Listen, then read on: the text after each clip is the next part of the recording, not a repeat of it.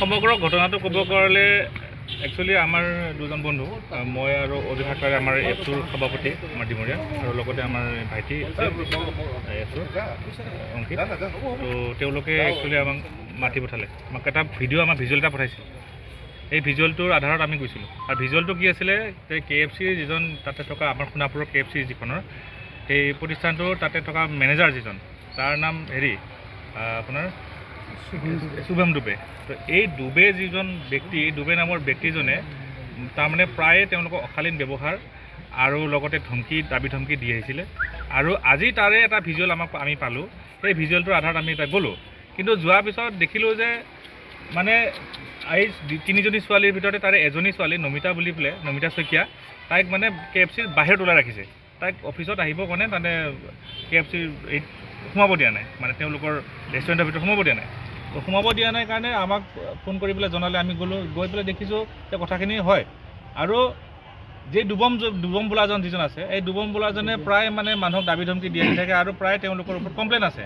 আৰু মহিলাৰ ওপৰত তেওঁলোকে অশালীন ব্যৱহাৰ কৰাৰ বহুত ৰেকৰ্ড পোৱা গৈছে আৰু পাইছোঁ আৰু এইখিনি কথা আমি তেওঁলোকৰ নিজ মুখেৰে তেওঁলোকৰ যি এমপ্লয়ী আছে তিনিগৰাকী এমপ্লয়ীয়ে তেওঁলোকৰ কথাখিনি প্ৰকাশ কৰিছে প্ৰায় অশ্লীল প্ৰস্তাৱ দি থাকে আৰু যৌন নিৰ্যাতন চলোৱা বুলি তেওঁলোকে জানিব পাৰিছোঁ গতিকে এই যি ঘটনা মহিলা সুৰক্ষা যিখন আধাৰ এই মহিলা সুৰক্ষিত হ'ব লাগে বুলি আমি চৰকাৰে কৈ থাকোঁ কিন্তু আজি দেখিলোঁ যে KFCৰ ভিতৰত যি বিশেষ ঘটনা ঘটিলে সেই তাত KFCত কৰা যিবিলাক আমাৰ স্থানীয় বাসিন্দা বা স্থানীয় যিবিলাক এমপ্লয়ী এটা সুৰক্ষিত নহয় গতিকে সেই KFCয়ে কি ব্যৱস্থা ল'ব আমি তেওঁলোকৰ ওপৰত আমি আজি প্ৰশ্ন কৰিছোঁ যে মহিলা এমপ্লয়ী যিমান আছে সেই মহিলা এমপ্লয়ীসকল তেওঁলোকে কেনেকৈ সুৰক্ষিত কৰিব তেওঁলোকৰ প্ৰশ্ন আৰু এই যি শিৱম দিব্যজন আজি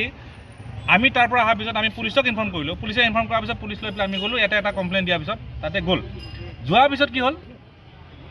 এই শুভম দুবৈজনক তাতে বহি আছিলে কিন্তু তাত দেখিলোঁ যে এখন ডাঙৰ এখন প্ৰায় 2 ফুটমান দীঘলৰ এখন মানে ডেগাৰ একদম চোকা ডেগাৰ এখন লৈ পেলাই বহি আছে তো এই পুলিচে উদ্ধাৰ কৰিছে এখন তাৰ লগে আমি তাক লক্ষ্য কৰিলোঁ চাওক এনেকুৱা ধৰণৰ কথা য'ত নেকি আজি স্থানীয় লোকক আমাৰ এটা বিচাৰিছোঁ যে এটা স্থানীয় লোকক আমাৰ যে কাম কৰা হিচাপত বা মেনেজাৰ হিচাপত হেৰি কৰক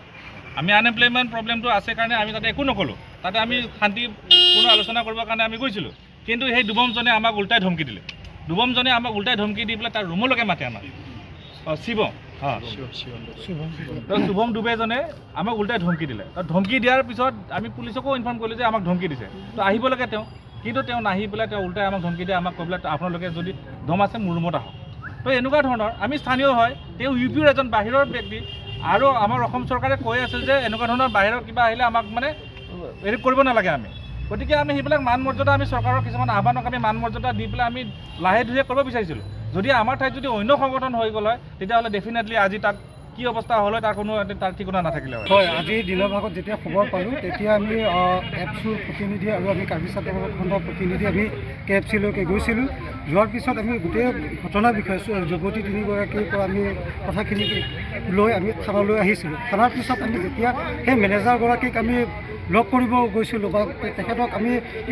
এই গোটেই ঘটনাটোৰ বিষয়ে তেখেতক আমি এই আলোচনাৰ বাবে আমি যেতিয়া গৈছিলোঁ তেখেতে এখন চুৰিল লৈ মানে কি এই যুৱতী তিনিগৰাকীক মানে কি আক্ৰমণৰ অপচেষ্টা কৰাৰ এটা সন্দেহ হৈছে গতিকে আমি এটা আহ্বান কৰোঁ যাতে এই শুভম ডুবে নামৰ ব্যক্তিগৰাকীয়ে বহিৰাগত মেনেজাৰগৰাকীয়ে যাতে এই আইনৰ কোনো সুৰুঙাই দি তেখেতে খালি যাব নোৱাৰে কাৰণ তেখেতে হয়তো আমাক দল সংগঠনৰ নেতৃত্বক আক্ৰমণ কৰিলে হয়তো নহ'লে যুৱতী কেইগৰাকীক কাৰণ যুৱতী কেইগৰাকীক আমাক যিহেতু কথা গোটেই ঘটনাৰ বিষয়ে অৱগত কৰিলে কাৰণ দীৰ্ঘদিনে এই তিনিগৰাকী বা অন্যান্য বাকী যুৱতী কৰ্মচাৰীৰ ওপৰত এই শুভম ডুবে নামৰ ব্যক্তিগৰাকীয়ে বিভিন্ন ধৰণৰ অশ্লীল প্ৰস্তাৱ আৰু চেক বুজি মানে যিটো প্ৰাইভেট পাৰ্টতো